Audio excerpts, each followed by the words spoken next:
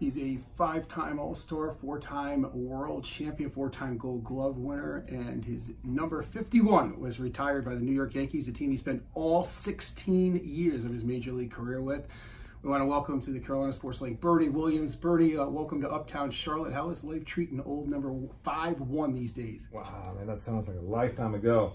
But it was a great career. I have no regrets. And now I am sort of moving forward into other things. You know, I actually was fortunate enough to graduate from the Manhattan School of Music. So now I'm a musician, performing professionally with my band in different parts of the country and raising awareness about idiopathic pulmonary fibrosis, or IPF as it's well known.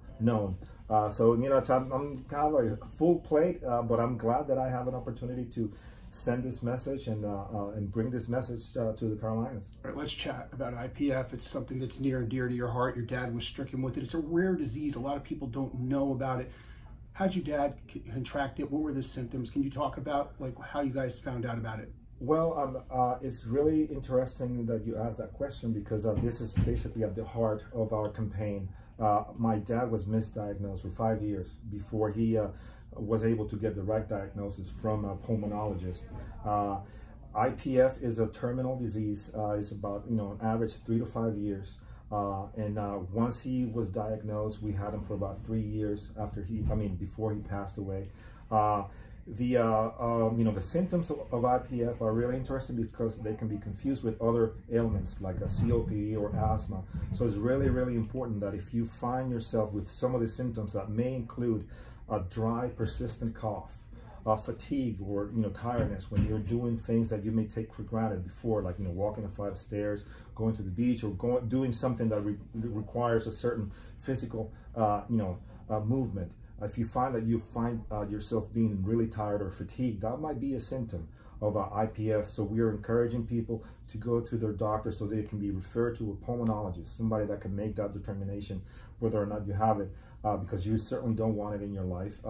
Like I said before, it's a terminal disease, but there are data alluding to the fact that the earlier that you get diagnosed, there are options for you to manage the quality of your life while you have the disease. So it's really important for people to know this information. How rough was it for your family to go through it? Like, what is it like for a family to deal with someone that has the disease?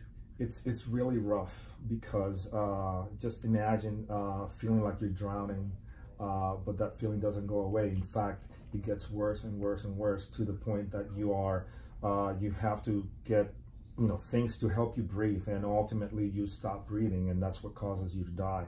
So it's, you know, watching my dad going through this disease was so profoundly impacting and devastating to our family. He was our Superman, man. He was the one that taught me how to play baseball, taught me how to play music. You know, my first, guitar chords that I learned. He used to train us, you know, when we were little. So he was a guy that was out there doing his thing. And the fact that he, you know, by the time of his passing, he was just a shell of himself. And to see him going from one point to the other, it was just a thing that nobody should have the opportunity to see that ever in their lives. But we are fighting to find a cure for this disease. But in the meantime, we are encouraging people. Now, as a matter of fact, we have 132,000 people living with IPF. 50,000 people get diagnosed every year, and 40,000 people die every year from IPF. It's like 4 times more common than Lou Gehrig's disease, and a lot of people don't even know about this. So this is at the heart of our campaign. We are trying to make people say, this is not a rarely known disease. This is actually knowledgeable, and people know about this, and this is what we're trying to do.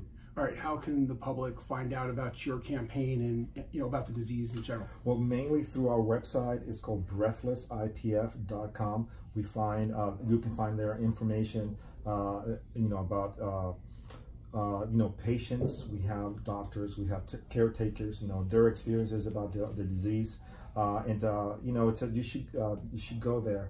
If you have the symptoms of IPF, or you have a loved one or a friend, somebody that may show some of these symptoms, it's really important that, you know, they get educated about the disease. So this is a great resource, a great source of information for people that have that disease or may think that they have it. Now, the music career, the other love of your life now. How is that going for you? I mean, it's something that you picked up as a player, but now it's kind of taken a life of its own. All right, so it's going great, and as a matter of fact, I picked it up when I was 8 years old. I started playing guitar very young. Like I said before, my dad started me with the guitar, and I was able to go to Performing Arts High School from 9th grade to my senior year, where I actually learned, for all practical purposes, I thought I was going to be a musician. But the Yankees and the Yankee opportunity came knocking in the door at a time that I was, you know, sort of making my decision to, where I was going to go. And we decided to go for the baseball thing. I call it a thing, but it was a great career. If you count the minor league years, about 20 some years. But in the meantime, I always had my guitar in my locker room. I took it to my bus rides. Everybody that knew me, you know, from the baseball standpoint, knew that I was a guitar player as well. So I had a lot of fun playing the instrument. You know, like I said before, I went back to school, had a degree in music, and now I'm playing with my own band. I have 2 CDs out, and one of them was nominated for a Latin Grammy about 8 or 9 years ago.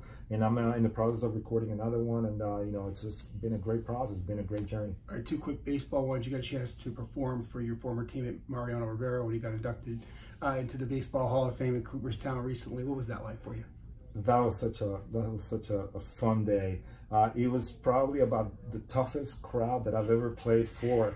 Not the people in front of me, the people behind me. Those guys, we had about 58 Hall of Famers, you know, in my back, and they were like, "Okay, we know you can play baseball. We didn't know you could play this, so impress me. Let us, show me what you can do." And you know, fortunately, I was able to play the anthem and play my version of "Take Me Out to the Ball Game." They loved it. So it was a win-win for everybody. I was so fortunate and very proud to be there for Mariano, and also Mike Mussina and Edgar Martinez, you know, a fellow Puerto Rican that also got inducted in the Hall of Fame. So it was just a great day. All right, last one. He's slowing down a little bit. He's one of my favorite interviews on my radio program, John Sterling. You started the Sterlingisms in '96 with your Burn Baby Burn home run off of Randy Myers in the. I didn't start it. He did. He started. But do you have a Sterlingism that's one of your favorites of one of your teammates or anything that you've heard over the years? Because he is an American treasure, John Sterling. He is, and he you know, such a nice guy. I mean, I saw him when he first started, you know, broadcasting the Yankees on radio. And I guess he sort of just broke a record or something about consecutive games, or he got their streak broken at some point. He's Lou Gehrig of announcers. He's just reliable, consistent, and his voice is iconic. You know, he started, you know, all those, you know, calls, the home run calls, and people just love to hear him, you know, say, whether it's now, you know, from all the players, you know, the Georgie Juice one, and, you know, Paul O'Neill, the Tino Martinez, the Bombino, whatever the case that was, even now to the current players. He's always a source of fun, and he just brings so much color to the game. Definitely an iconic figure in our, you know, the history of broadcasting, sports broadcasting, in my mind, and I certainly wish him all the best. Bernie Williams, good luck with your cause, IPF, and good luck with your music career, and thanks for spending time with us here on the Carolina Sports Link. Enjoy Charlotte the rest of the night. Thank you so much for having me. Take care.